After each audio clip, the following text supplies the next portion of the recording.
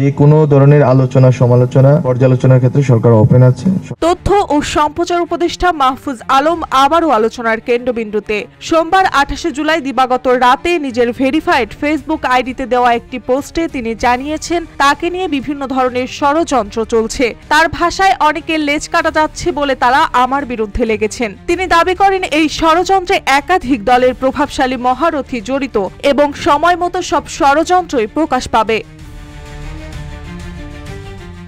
পোস্টে মাহফুজ আলম উল্লেখ করেন এক টেন্ডার প্রকল্পে কমিশনের প্রলোভন নিয়ে কেউ তার ভাইয়ের সাথে দেখা করেছিলেন। জুলাই মাসে বিদেশ সফরের সুযোগ দেওয়ার কথা বলে তাকে প্রভাবিত করার চেষ্টা চলছে। তিনি আরো বলেন, আমার বিরুদ্ধে শত্রুরা এখন পর্যন্ত দুর্নীতি বা আর্থিক অসঙ্গতির অভিযোগ তুলতে পারেনি। এতে কিছু মহারথীর বেশ অস্বস্তি হচ্ছে।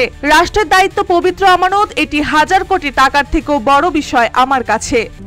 RICL TMX, যুগের পর যুগ স্থাপনা থাকে মজবুত।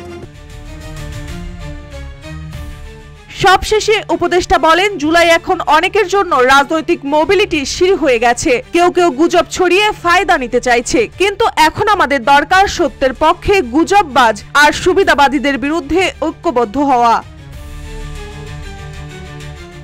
মার্জিয়া মৌ, রূপালী বাংলাদেশ।